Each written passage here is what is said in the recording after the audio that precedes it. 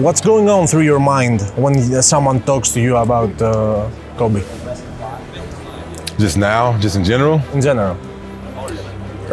For me, I'm just very grateful to have had the chance to not only admire him, as a touchstone, as such a prolific player in person, but I just really am grateful to have gotten a chance to get to know him personally and just to have spent time with him, actual time with him, had conversations, and that my memory bank is not just a highlight reel. My memoir is personal conversations, just me and him, or text messages, and just the relational value and the relational equity that we have built with each other. How was he with his teammates? Because there are many stories and many myths, let's say, that he was tough, he was cruel. How was he? He probably was, but I tell people this all the time. I got older Kobe. I got last 2 seasons Kobe, right? And really my rookie year, he tore his shoulder, he tore his labrum, I believe, and so he missed half the year. And so by that point in time, it wasn't about championships anymore. Wasn't about playoffs like that anymore. It was really more so than anything finishing off and having a farewell tour. And so he was very relaxed, very calm. He had his subtle moments where you saw that come out, but not that often. And he was very personable. So for me, I have nothing but positives, no negatives at all towards him as a teammate. And especially, we all called him OG. All of us younger guys, as rookies, and we, OG. And so I have no negatives about the OG. He took us under his wing and he taught us things, bigger than basketball. And so for that, I'm grateful. And, I don't have the stories that others have, but I can see where they probably come from, though. Okay, you say that you don't have the stories that the other guys have, but can you share with us the funniest story that you had, that you shared with Kobe? The funniest.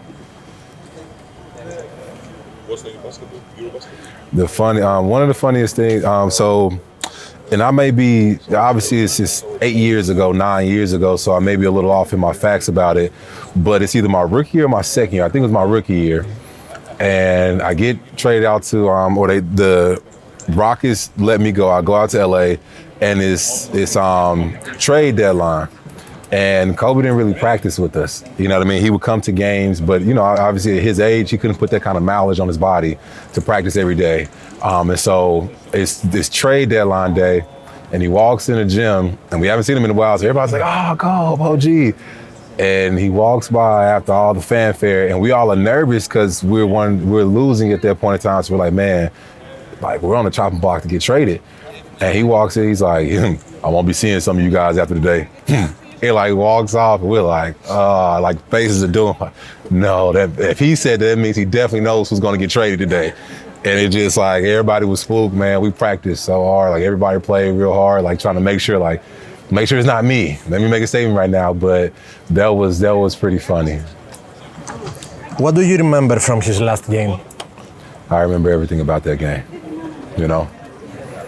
That's a moment that you don't. Golden State broke the NBA record that night. People don't even remember that was the same night. They went 73-9. The Bulls were 72-10. They broke the record that night for the NBA, and more people tuned in to see Kobe's last game than to see the Golden State Warriors break the record of the NBA and of the Chicago Bulls. I remember everything about that night. And now, the sad part. Yeah. What was your reaction when you heard the tragic news about? I didn't believe it at first. I had actually gotten injured, so I was with Maccabi. I gotten injured, and I had flown back to Los Angeles in order to do treatments. And I went back to Memphis, to my hometown, to my mom's house. And I literally have a picture of my phone at the table. Not when I got the news, but just the moment that I was in, and I got a text message, and it just said reports are saying Kobe passed away, and it happened. I got really quick. And I just they're lying. You know what I mean? Especially because I think TMZ was the outlet that first broke it. I was like, it's TMZ. This type of stuff gets, yeah.